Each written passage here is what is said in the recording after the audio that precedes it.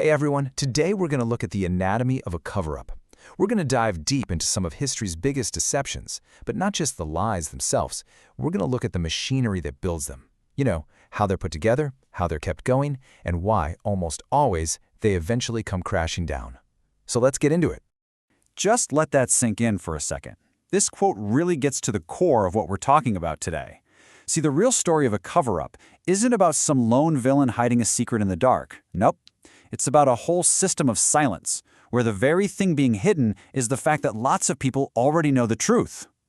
You know, we tend to think of cover-ups starting in some smoke-filled room with a dramatic, movie-style conspiracy, but that's just not how it happens. They almost always start small, really quietly, maybe with a report that's worded just so, or a strategic delay, or a finding that's conveniently labeled inconclusive.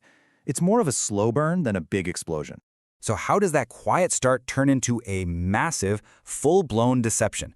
Well, it's not really a single decision. It's a process.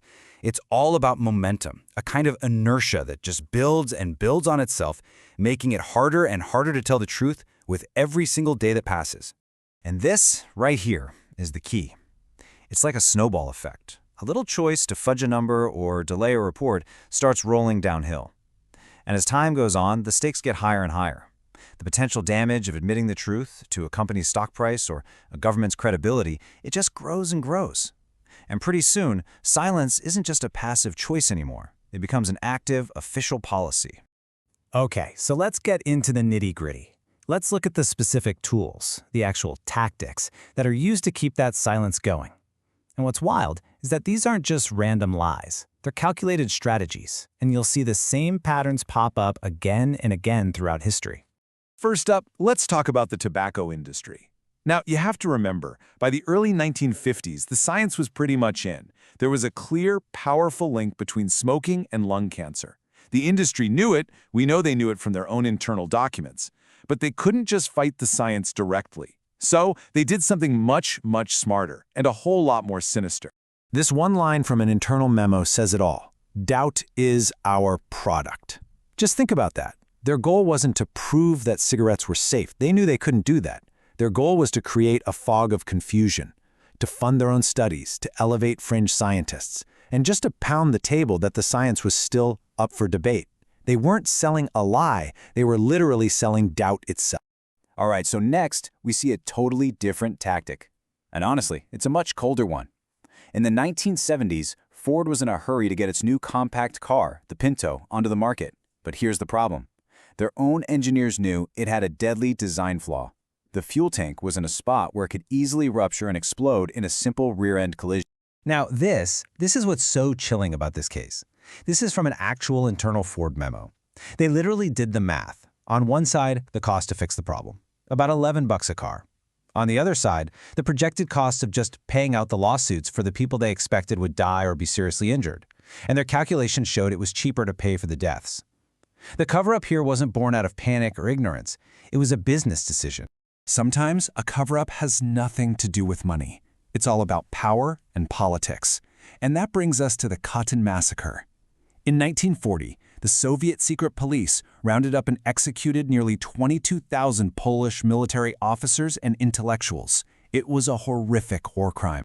So the Soviets blamed the Nazis, and that lie was maintained for 50 years.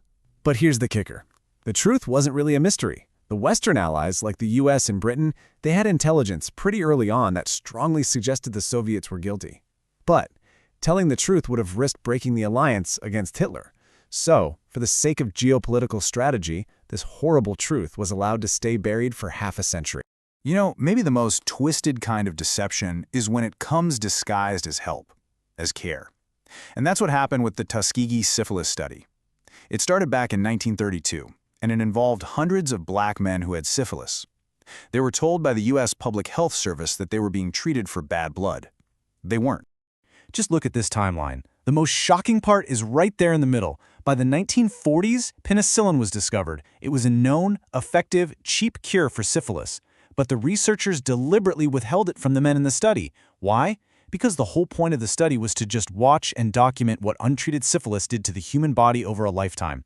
For decades, a cure existed, but it was denied in the name of science. So we've seen these powerful tactics, But for all their might, every single one of these cover-ups, they all fell apart in the end.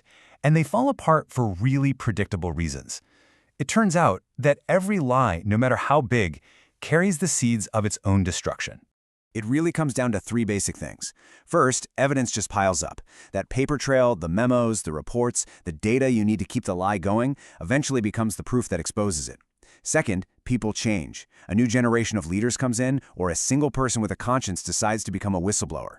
Loyalty to old, bad decisions just doesn't last forever. And third, the cost of keeping the lie going just gets too high. The damage to your reputation becomes way worse than whatever you were trying to hide in the first place. And that right there, that's the tipping point. It's the moment the dam finally breaks.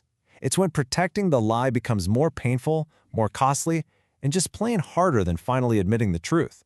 And, kind of ironically, that's usually the exact moment when the organization suddenly starts talking about how much they value transparency. So what's the big takeaway from all this? What's the one thing that connects Big Tobacco, the Ford Pinto, the Soviet Union, and the Tuskegee study? It's actually a pretty simple but really powerful idea. You know, the big expose, the bombshell report, it's never really about someone finding a long-lost secret document that magically appears out of nowhere. That's a myth. The reality is, well, it's a lot more damning than that. The truth was in the tobacco industry's own files. It was in Ford's spreadsheets. It was in the classified intelligence reports about Katyn. It was written down in the medical charts of the men in Tuskegee. The truth was never missing. It was just buried. Buried under convenience, buried under fear, and buried under the simple momentum of an institution protecting itself. Because at the end of the day, the truth does come out. It always seems to find a way. The real tragedy is the gap, that space between the lie and the revelation. The years, sometimes decades of silence. The human cost that just keeps piling up while powerful people are busy protecting a lie. That's the real lesson. And that leaves us with the only question that really matters. Thanks for watching.